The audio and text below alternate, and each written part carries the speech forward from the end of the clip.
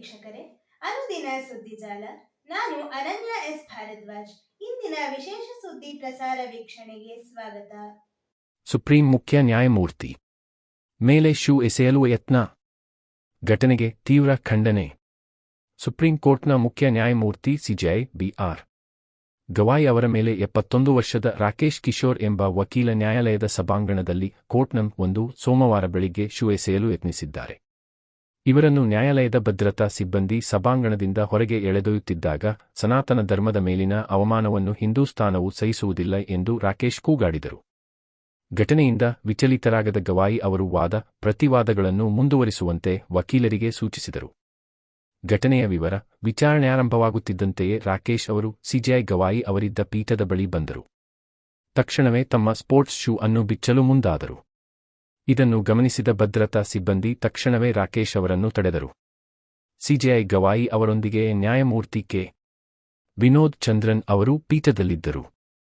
CJ ಅವರೊಂದಿಗೆ ಮಾತನಾಡಿದೆ. ಅವರ ಮೇಲಿನ ದಾಳಿಯು ಪ್ರತಿಯೊಬ್ಬ ಭಾರತೀಯನಿಗೂ ಸಿಟ್ಟು ತರಿಸಿದೆ. ಇಂಥ ಬೇಜವಾಬ್ದಾರಿ ಕೃತ್ಯಕ್ಕೆ ಸಮಾಜದಲ್ಲಿ ಅವಕಾಶವಿಲ್ಲ ಎಂದು ನರೇಂದ್ರ ಮೋದಿ ಪ್ರಧಾನಿ ತಿಳಿಸಿದ್ದಾರೆ. ಸುಪ್ರೀಂ ಕೋರ್ಟ್ ಮುಖ್ಯ ನ್ಯಾಯಮೂರ್ತಿ ಬಿ.ಆರ್. ಗವಾಯಿ ಅವರ ಮೇಲಿನ ದಾಳಿಯನ್ನು ಖಂಡಿಸಲು ಪದಗಳೇ ಸಾಲದು.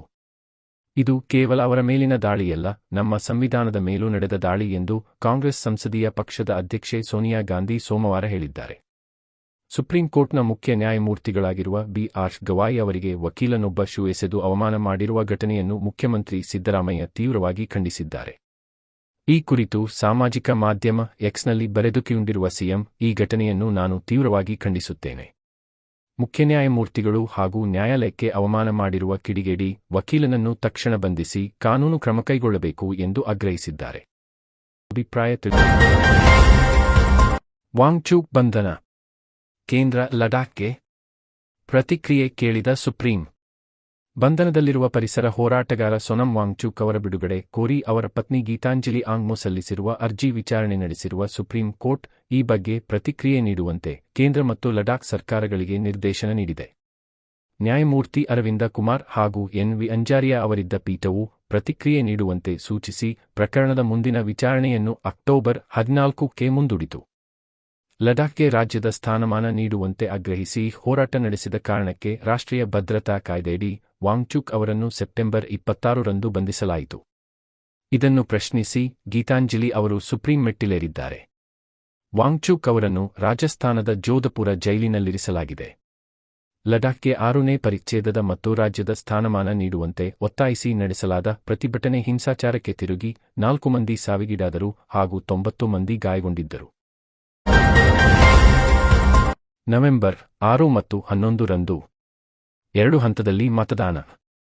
ನವೆಂಬರ್ 14ರಂದು ಫಲಿತಾಂಶ. ಬಹುನಿರೀಕ್ಷಿತ ಬಿಹಾರ ವಿಧಾನಸಭೆ ಚುನಾವಣೆಯ ವೇಳಾಪಟ್ಟಿಯನ್ನು ಭಾರತೀಯ ಚುನಾವಣಾ ಆಯೋಗ ಸೋಮವಾರ ಪ್ರಕಟಿಸಿದೆ. ಬಿಹಾರ ವಿಧಾನಸಭೆ ಚುನಾವಣೆಯು ನವೆಂಬರ್ 6 ಹಾಗೂ 11ರಂದು 2 ಹಂತಗಳಲ್ಲಿ ನಡೆಯಲಿದೆ. ನವೆಂಬರ್ 14ರಂದು ಮತ ಎಣಿಕೆ ನಡೆದು ಫಲಿತಾಂಶ ಹೊರಬೀಳಲಿದೆ. ಮುಖ್ಯ ಚುನಾವಣಾಧಿಕಾರಿ ಜ್ಞಾನೇಶ್ ಕುಮಾರ್ ಈ ಕುರಿತು ಮಾಹಿತಿ ನೀಡಿದ್ದಾರೆ. ಮೊದಲ ಹಂತದಲ್ಲಿ 121 ಹಾಗೂ 2ನೇ ಹಂತದಲ್ಲಿ 122 ವಿಧಾನಸಭೆ ಸ್ಥಾನಗಳಲ್ಲಿ ಮತದಾನ ನಡೆಯಲಿದೆ. ಅಕ್ಟೋಬರ್ 10ರಂದು ಮೊದಲನೇ ಹಂತಕ್ಕೆ ಹಾಗೂ ಅಕ್ಟೋಬರ್ 13ರಂದು 2ನೇ ಹಂತಕ್ಕೆ ಅಧಿಸೂಚನೆ ಪ್ರಕಟವಾಗಲಿದೆ. ನಾಮಪತ್ರ ಸಲ್ಲಿಸಲು ಅಕ್ಟೋಬರ್ 17 ಮೊದಲನೇ ಹಂತ ಹಾಗೂ ಅಕ್ಟೋಬರ್ 20 2ನೇ ಹಂತ ಕೊನೆಯ ದಿನಾಂಕವಾಗಿದೆ. बिहार के मतदाता चुनाव आयोग के साथ खड़े हैं और चुनाव आयोग भी उनके साथ कंधे से कंधा मिलाकर खड़ा है. ಕೆಮ್ಮಿನ ಔಷಧ 2 ಸಿರಪ್ ಸೇರಿ ಎಲ್ಲ ಮಾದರಿ ಪರೀಕ್ಷೆಗೆ ದಿನೇಶ್ ಗುಂಡೂರಾವ್. ರಾಜ್ಯದಲ್ಲಿ ಮಾರಾಟ ಆಗುತ್ತಿರುವ ಕೆಮ್ಮಿನ ಸಿರಪ್ನ ಗುಣಮಟ್ಟ ಕಳಪೆ ಆಗಿರುವುದರ ಮಾಹಿತಿ ಬಂದಿದ್ದು ತಪಾಸಣೆಗೆ ಮಾದರಿಯನ್ನು ಕಳುಹಿಸಲಾಗಿದೆ. ಇಲಾಖೆ ಅಗತ್ಯ ಎಚ್ಚರಿಕೆ ವಹಿಸಿದೆ ಎಂದು ಆರೋಗ್ಯ ಸಚಿವ ದಿನೇಶ್ ಗುಂಡೂರಾವ್ ಹೇಳಿದರು. ಹಾಸನ ಜಿಲ್ಲೆಯ ಚನ್ನರಾಯಪಟ್ಟಣದಲ್ಲಿ ಸೋಮವಾರ ಸುದ್ದಿಗಾರರೊಂದಿಗೆ ಮಾತನಾಡಿ ಕೆಮ್ಮಿನ ಸಿರಪ್ ಕುರಿತು ಸಾರ್ವಜನಿಕರು ವಹಿಸಬೇಕಾದ ಜಾಗ್ರತೆ ಕುರಿತು ಮಾರ್ಗಸೂಚಿ ನೀಡಲಾಗುತ್ತದೆ ಎಂದರು. ಕೆಮ್ಮಿನ ಭಿನ್ನ ಸಿರಪ್ಗಳ ಮಾದರಿಗಳ ಸಂಗ್ರಹಿಸಿ ತಪಾಸಣೆ ನಡೆದಿದೆ. ಶೀಘ್ರ ವರದಿ ಬರಲಿದೆ. ರಾಜ್ಯದಲ್ಲಿ ಯಾವುದೇ ಅಸುರಕ್ಷಿತ ಸಿರಪ್ ಮಾರುಕಟ್ಟೆಗೆ ಬಾರದಂತೆ ಕ್ರಮ ಕೈಗೊಳ್ಳುತ್ತಿದ್ದೇವೆ ಎಂದರು. ಔಷಧಗಳ ವ್ಯವಹಾರದಲ್ಲಿ ಪಾರದರ್ಶಕತೆ ತರಲು ಕೇಂದ್ರಕ್ಕೂ ಪತ್ರ ಬರೆಯಲಾಗಿದೆ. ಸಿರಪ್ ತಯಾರಿಕಾ ಘಟಕಗಳು ಮತ್ತು ಸರಬರಾಜುದಾರರ ಸಂವಹನದ ಕೊರತೆ ಹಾಗೂ ನಿರ್ಲಕ್ಷ್ಯದಿಂದ ಇಂಥ ಅವಘಡ ನಡೆಯುತ್ತಿವೆ ಎಂದರು.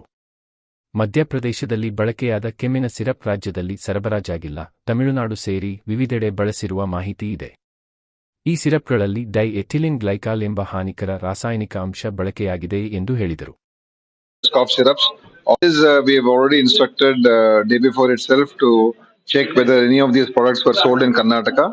And so far, as per our knowledge, none of this has come to Karnataka.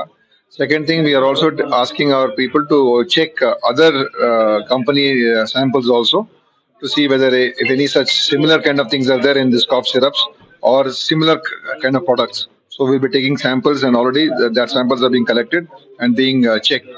Third thing is we'll be issuing an advisory today on the use of this cough syrup and warning people about any of the issues that are connected to the usage of cough syrup, especially in children, so that people should be aware and there should not be any misuse of this cough syrup. So these are the basic things that we are going to be doing, and let us see in the future if any other things that Government of India says, we will follow.